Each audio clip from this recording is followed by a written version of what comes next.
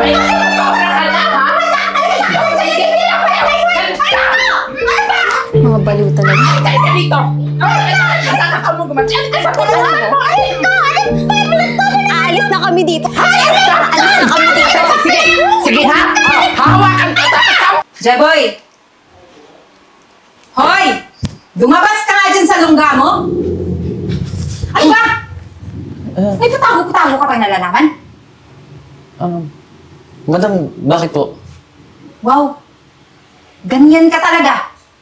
Na-amnesia kapag singilan na ng renta? Magbayad ka na nga! Ay, ma'am, oo nga pala, no, ngayon nga pala yun. Eh, ma'am, wala pa po kasi yung pambayad eh. Next week, ma'am, gagawa pong paraan para makapagbayad po agad ako. Next week na naman! Ilan next week na yung sinabi mo? 6 na buwan, wala ka ng renta dito? Ano, libre na lang? Uy, ikaw, mahiya ka naman. Ang kapal ng mukha mo. Teka nga lang. Eh, meron ka naman pala dito mga appliances. Yun na lang yung pwede mong ibayad sa akin.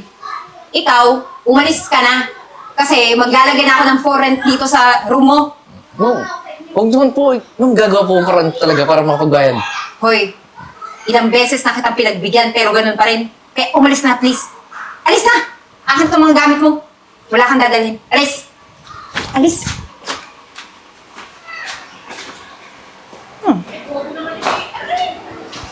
Okay to ah.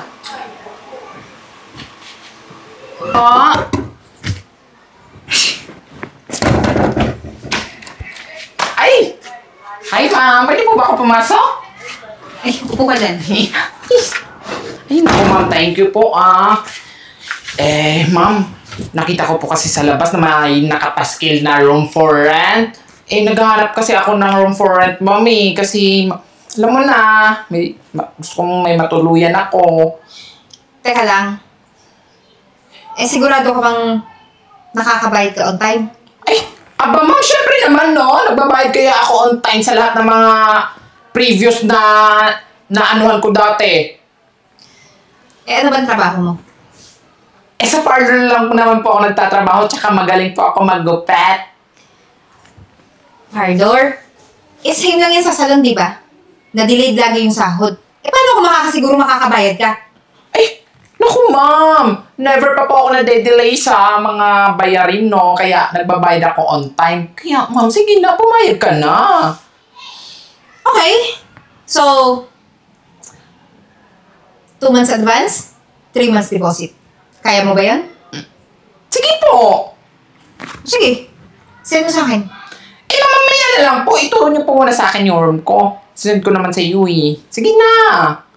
Nakikita mo yan? Yung green na kortinang yan? Diyan yung room mo. Pero lahat ng gamit dyan akin. Ilabas mo na bago ka mag-ayos ng gamit mo. Oh, siya, sige, sige. Puntahan ko na, ha? Siguraduhin mo wala kang gagalawin ng ibang gamit Oo dyan. nga! Sige Ang lahat. pare naman ito ni madam. Kalma ka lang, madam. Pangit ka lang, ha?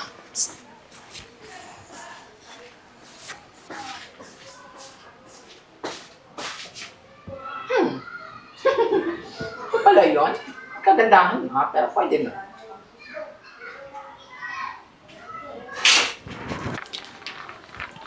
Ginit naman ang baso nito. Ay, may ka-boardmate ako dito.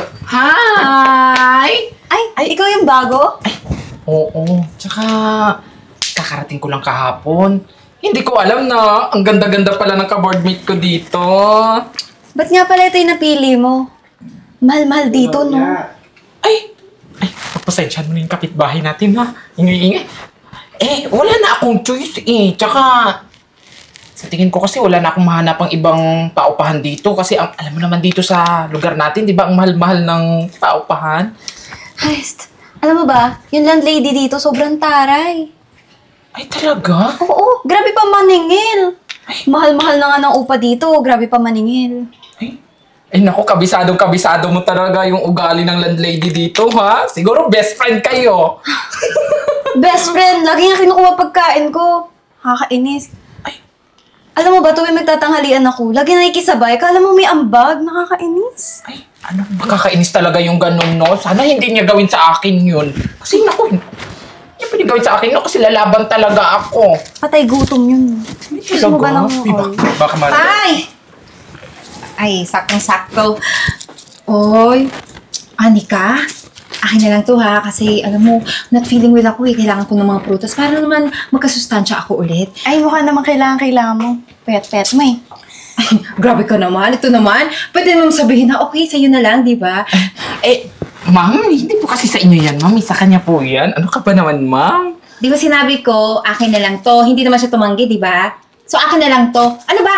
Ba't ka ba nakikialam? Ikaw ka, bago-bago mo dito, nakikialam ka sa mga diskarte ko. Hoy, anytime pwede kitang tanggalin dito. Wala akong pakialam, hindi kita re-refundan sa deposit mo. Tsaka advance mo. Aba, ay, lahat yan kukunin mo? Ay, bakit hindi? Ay, ito naman, para namang hindi afford bumili ulit. Uy, landay din mo ko.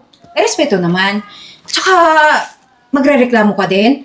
Ay, nako, pwede kayong ipagsabay kung paalisin dito. Ano?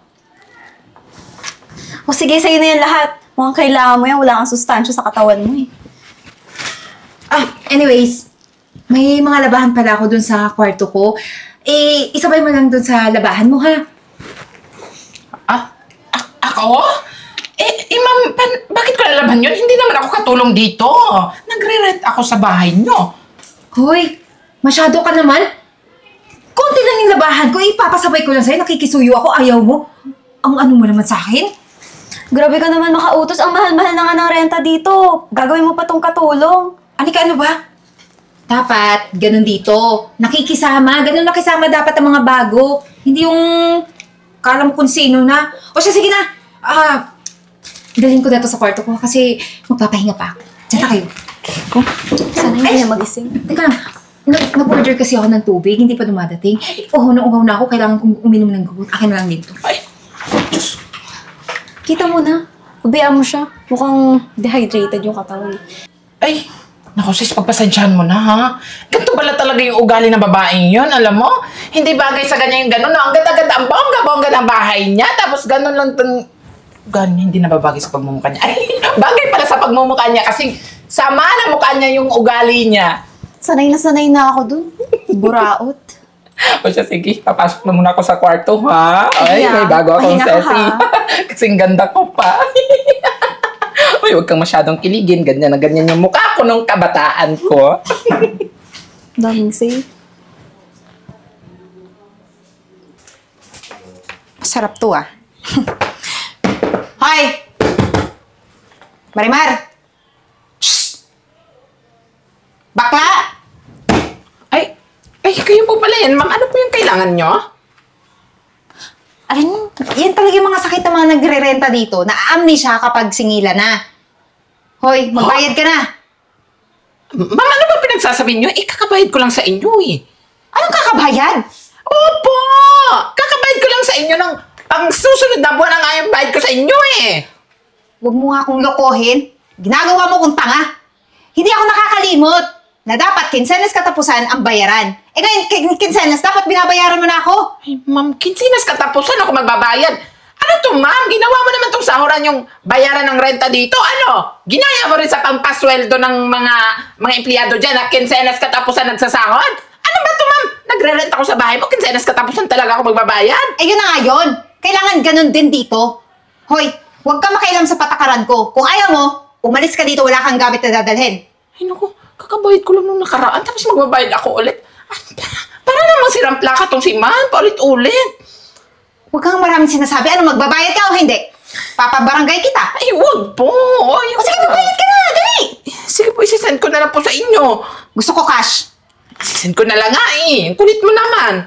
Siguraduhin mo ihuhulog mo ngayon. Kung hindi, ikaw ihuhulog ko doon sa bangin. Sige na, ma'am. Daldal ka ng daldal. Iwi ka ng iwi ng bibig mo. Tumahimik ka. Bayaran mo ha. Babayad ako kinsenas katapusan. Nangyari dito kay madam. Kaya pala naging ganyan yung itsura niya kasi ang sama ng ugali niya. Naku, buti na lang talaga hindi kami naging magkamukha. Ay. Nako, napakaswerte ko talaga. May pipino pa ako nakita. Akin na lang. Asan na yung cup ko dito? Talaga na lang. Ano ba yan? Favorite ko to! Ano ba? Matatak mo yung gamit ko! Ano ba yan? Nakikigamit ka ng baso? Hoy, excuse Excuse me ha, walang pangalan dyan. Ay naku, ako yung nakatira dito. Ba't ka ba nakikigamit ng baso? Alam mo, kahit ilang beses kong hugasan yan, hindi mawawala yung amoy ng bunganga mo dito eh.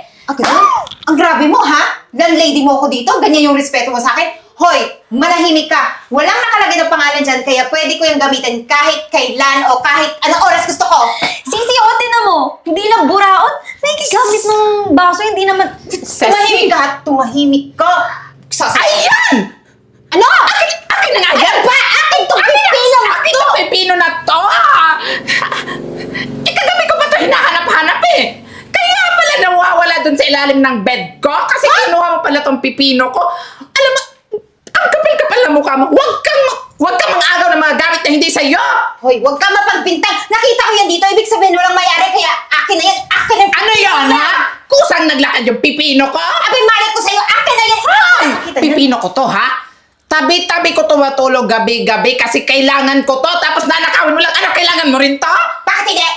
Akin na yan. Ay, maghanap ka ng boyfriend mo. Hindi yung pipino ko yung pakikialam mo. Alam mo? Ah. Sumusobra ka ng babae ka ha. Lahat na lang ng mga nagre-rent dito. Lalong-lalo na tong sesi ko.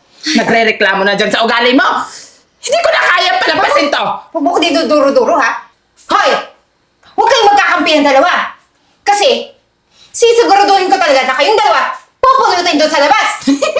Aba, porket ikaw yung nagpaparenta sa amin. Sa'yo na lahat ng gamit dito, ha? Eh bakit? Kapal ng mukha talaga nito. Ay, nako, Ceci. Isa lang pwedeng gawin natin dyan. Sampulan nga natin yung babae yun. Halika, Ceci! Halika. Ano sampulan, ha? Halika dito. Halika! Ano ba? Susunod! Papagaramay ko kayo! Malapit na natin barangay! Ito, babae ka. Ito, babae ka. Sobra ka na, ha? Mga baliw talaga. Halika dito. Nakakakaw mo gumanti. Halika sa pulan mo. Aalis na kami dito. Aalis na kami dito. Sige. Sige, ha? Hahawakan ka. Tapos kami. Hoy! Ano nangyari dito? Sino mga tao to, ha?